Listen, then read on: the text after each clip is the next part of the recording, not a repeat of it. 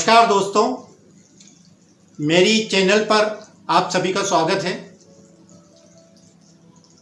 आज हम फिर एक नए विषय के साथ आए हैं और इस नए विषय पर हम चर्चा करेंगे। उसके पहले मैं 1-2 मिनट आपसे बात करना चाहता हूं।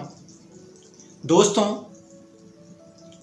मैं अपने एपिसोड्स में, अपने वीडियोस में जो भी तथ्य आपको देता हूं वो किसी गूगल की सहायता से या कोई किताबों की सहायता से नहीं देता हूं। ये शुद्ध रूप से मेरा जो 35 वर्ष का इंश्योरेंस कंपनीज में कार्यकाल रहा उसके अनुभव के आधार पर और जिन घटनाओं से मुझे रूबरू होना पड़ा या जिस अनुभव से मुझे गुजरना पड़ा वो ही मैं आपके साथ शेयर करता हूं। एक बार जब मैं कैमरे के सामने बैठता हूं उसके पहले मैं ये कभी नहीं सोचता कि मुझे क्या आपको बताना है।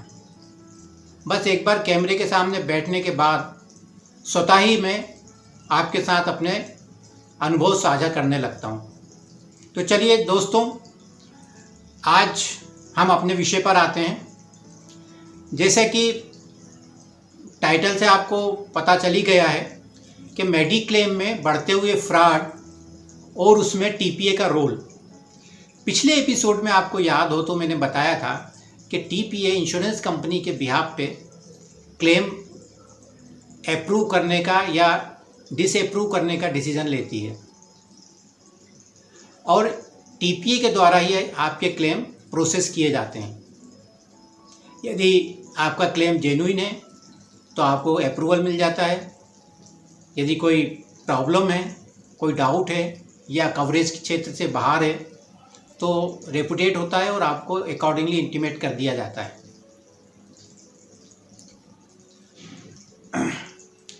तो जैसा कि हम बात कर रहे थे बढ़ते हुए क्लेम्स फ्रॉड के बारे में, तो इसमें टीपीए का रोल बड़ा इम्पॉर्टेंट होता है क्योंकि उसकी जिम्मेदारी क्लेम प्रोसेस करने के अलावा क्लेम्स मिनिमाइज भी करना है।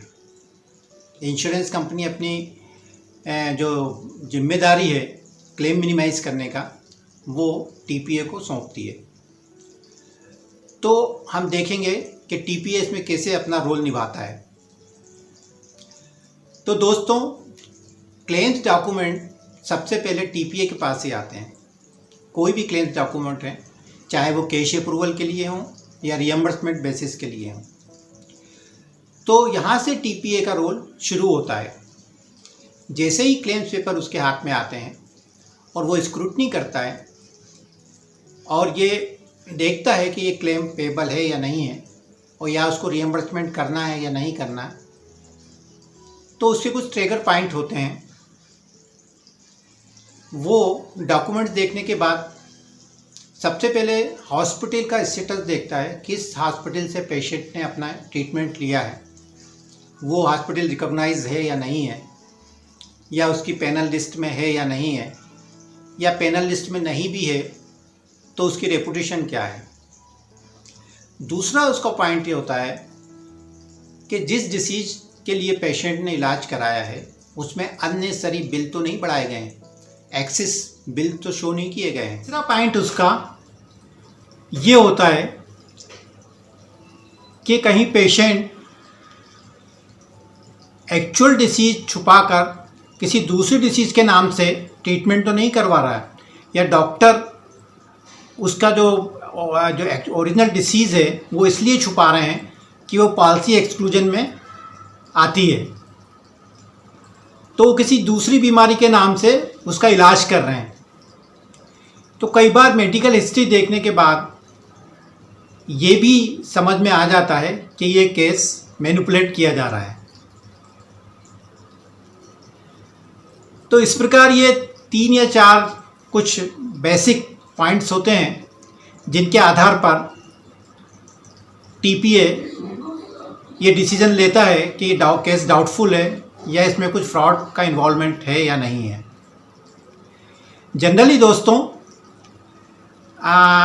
जो फ्रॉड करने वाले इंश्योर्ड होते हैं या जो फ्रॉड करते हैं वो रियम्बर्समेंट बेसिस पर ही अपना क्लेम लेना पसंद करते हैं, क्योंकि रियम्बर्समेंट बेसिस में उनके पास समय होता है डिस्चार्ज करने के बाद उनको क्लेम डॉक्यूमेंट सबमिट करने होते हैं, तो एक मैनिपुलेशन करने का उनके पास पर्याप्त समय होता है और इन्वेस्टिगेशन भी थोड़ा सा प्रॉपरली नहीं हो पाता या टीपीए कई बार अपना इन्वेस्टिगेटर नहीं भेज पाता।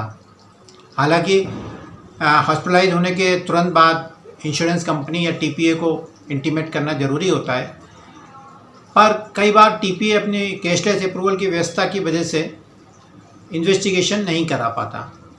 तो ऐसे केसेस में उनको फ्रॉड करने में आसानी होती है। एनीवे, तो डॉक्यूमेंट जब रिएम्बर्समेंट के लिए जब इंश्योर्ड अपने डॉक्यूमेंट सबमिट करता है तो फिर टीपीए का रोल शुरू होता है। टीपीए वही स्क्रूटनी करेगा और फिर अपने वो जो क्रॉस चेक पॉइंट उसके जो रहते हैं वो देखता है, और यदि उसे कुछ डाउट होता है तो वो फिर एक बार इन्वेस्टिगेशन के लिए केस चला जाता है। अब इन्वेस्टिगेशन करने के काफ़ी के होते हैं और फ्रॉड करने के भी कई प्रकार होते हैं, जैसे मैंने आपको शुरू में बताया ही। ऐसे ही एक एग्ज़ाम्पल है जो मेरे सामने आया था, मेरे कार्यकाल के दौरान सामने आया था।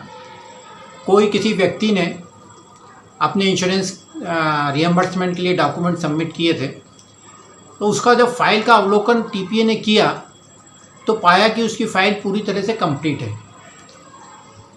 सभी पेपर्स उसके ऑर्डर में हैं और उसका प्रिस्क्रिप्शन, बिल्स, टेस्ट रिपोर्ट्स सभी एक्यूरेट हैं। लेकिन जब फाइल को देखते देखते उनको एक जगह कुछ डाउट हुआ कि हॉस्पिटल का नाम उनके लिए अपरिचित था, तो उन्होंने उस हॉस्पिटल का ट्रेस किया कि वो कहाँ सिचुएटेड है। तो उनको पता चला कि हॉस्पिटल शहर से काफ़ी दूर पास के किसी गांव में सिचुएटेड है और पेशेंट ने वहीं जाके उसका इलाज कराया।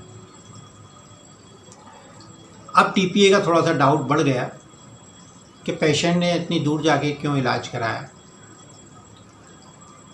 तो उन्होंने इन्वेस्टिगेटर अपॉइंट किया।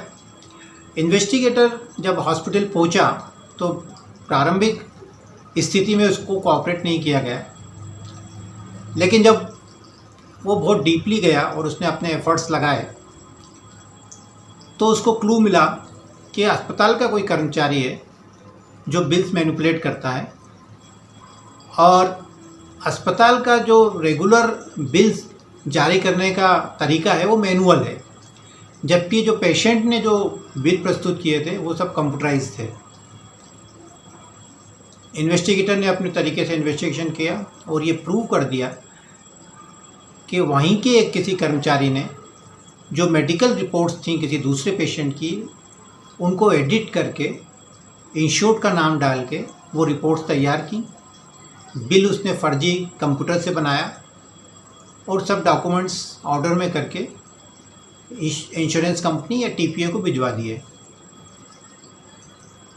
अल्टीमेटली वो क्लेम रेपुटेट किया गया। तो यदि थारो इन्वेस्टिगेशन हो जाता है तो कई बार फ्रॉड प्राइमरी स्टेज में पकड़ा जाते हैं। दूसरा जो मैंने आपको बताया था, कई बार कुछ बीमारीज जो रहती हैं, डिसीज़ जो रहती हैं, वो एक्सक्लूजन में आती हैं या उनकी वजह से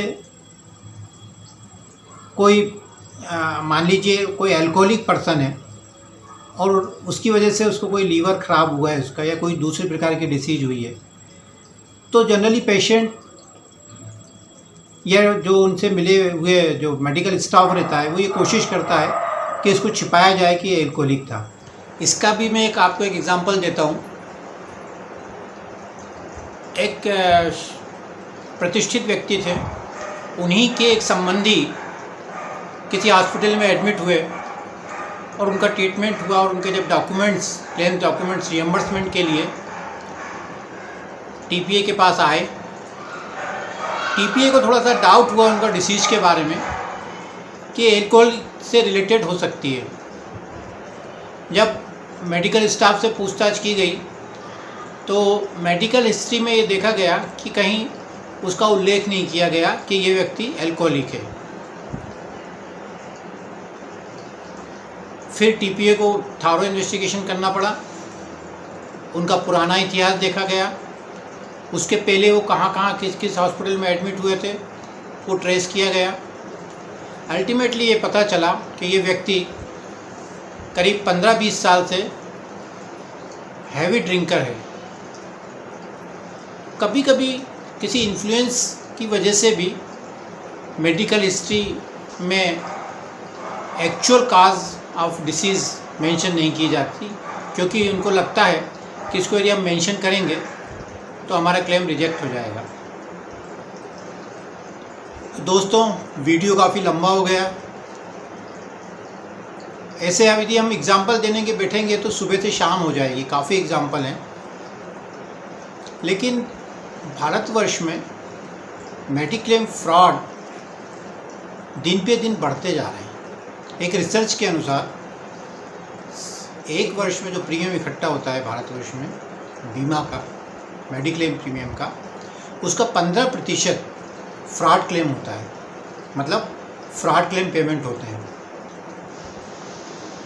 एक बहुत बड़ा अमाउंट, मान लीजिए 800 करोड़ होता है, तो उसका 15% कितना होता है?